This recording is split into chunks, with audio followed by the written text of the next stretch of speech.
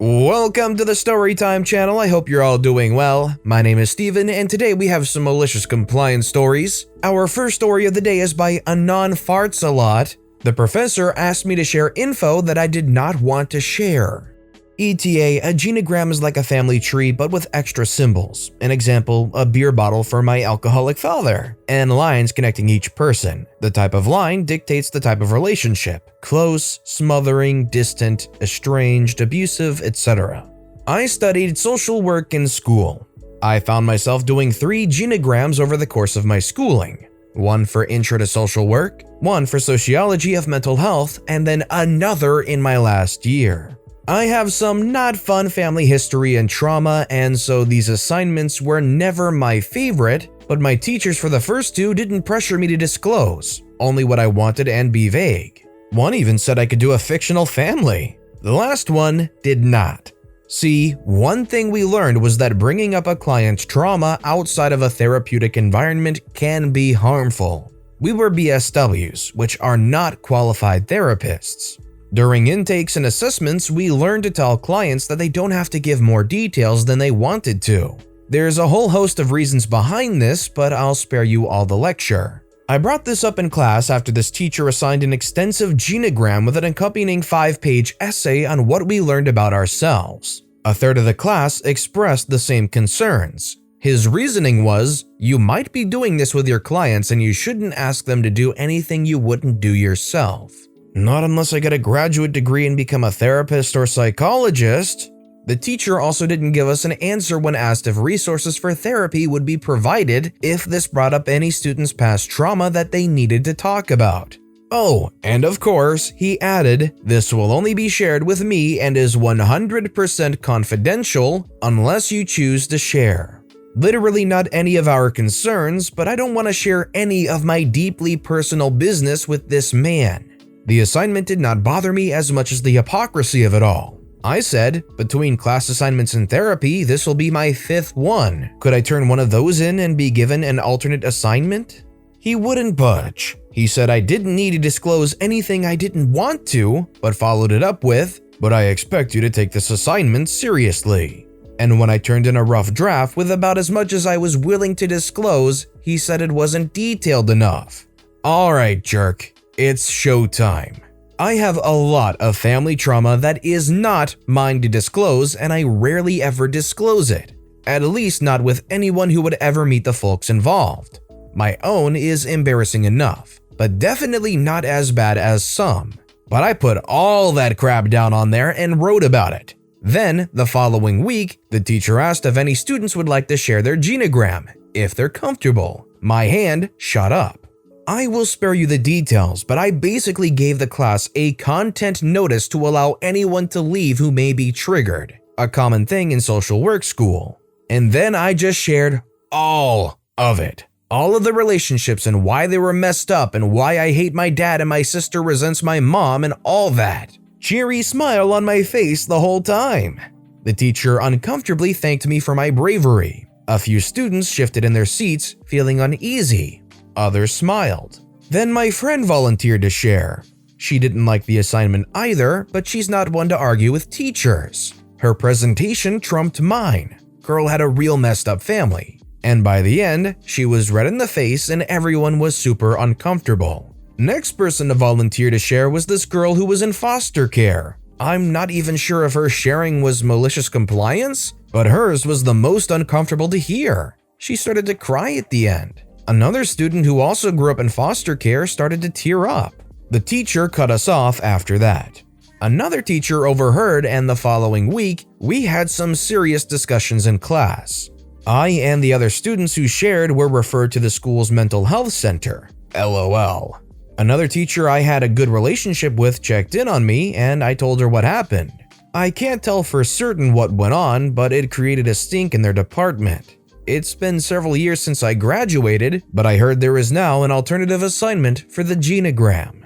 So, lesson is, don't tell social work students to do something that you tell them to never do to their clients, and you don't get into social work unless you're traumatized as freak. I think the one thing in the story that I feel is missing is somebody calling them out saying, "Is this what you wanted?" You know what I mean? Like somebody just really trying to make it weigh on that teacher how bad of an idea this was. Not just sharing the stories, because that can be construed as just bravery sharing their tales, but really like, this is what you made us have to share in front of all these people. Having heard this, do you think this teacher should have been punished? Let me know in the comments down below. Our next story is by slaglicked. Take a few days to cool down? I can do better than that.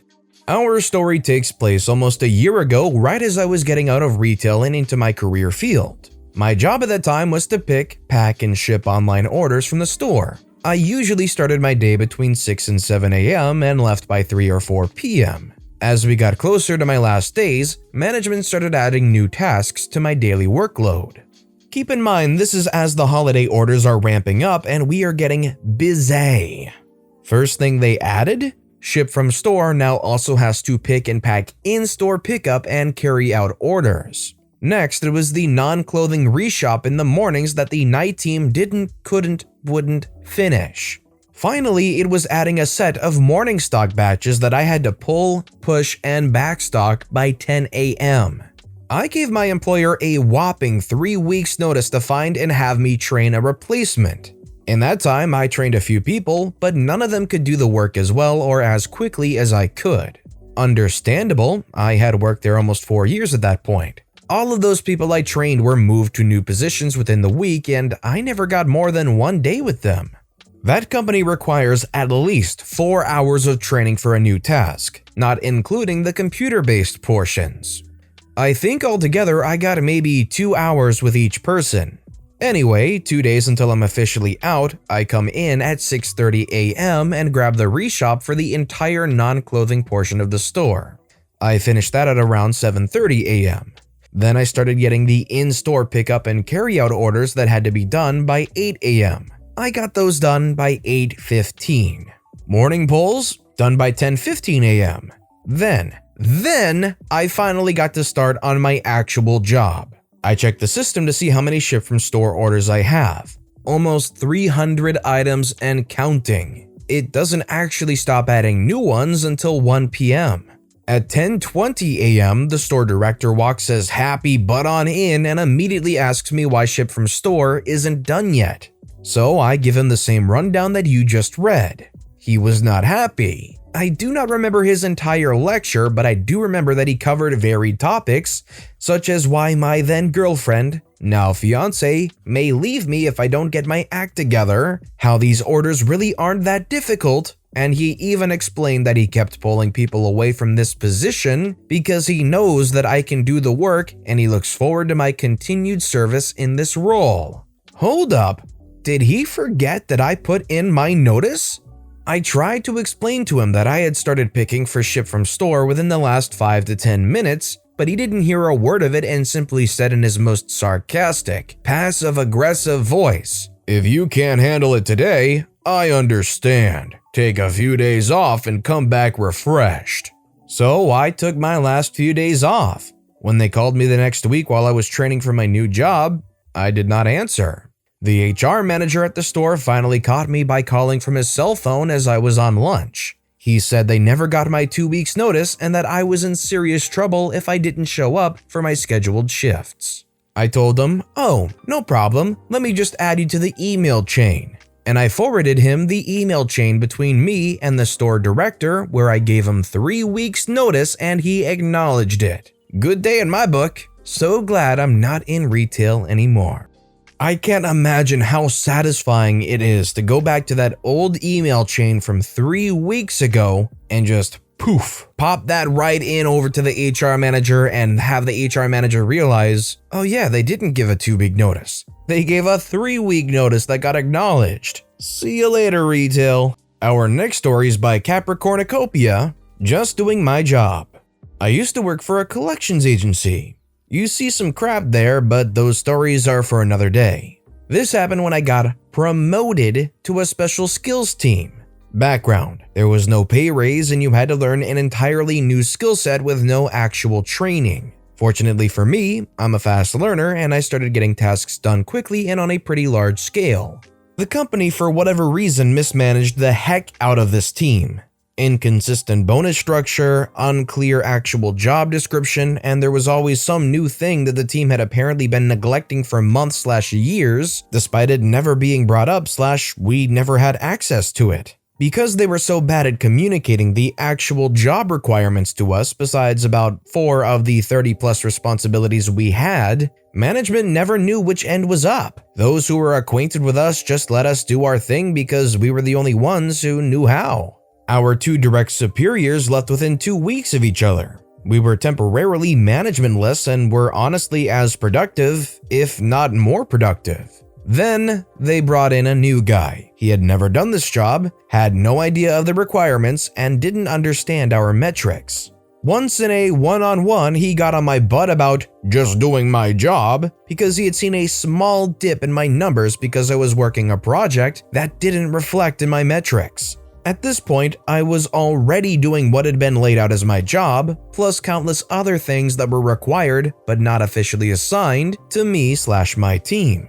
So I clarified with him that he just wanted me to do the job as written on paper. He rolled his eyes, said obviously, and that was that. I stopped doing the extra assignments, stopped tracking the new ones. I had previously been doing about 50 to 60 tasks per hour, but since there were much fewer tasks actually assigned to us, I had to slow down and not be sitting around for most of my shift. This ended up putting me at about 20 per hour, which is technically the requirement for the team metrics. In a team meeting after, he started fuming about how the tasks weren't getting done and name-dropped me for having such a rapid drop in productivity. I expected this, and on the way out of the meeting, simply handed him the paperwork outlining our technical duties. I told him if he wanted me to go so far outside of my requirements, I would be willing to negotiate a raise, but that I was meeting metrics and just doing my job.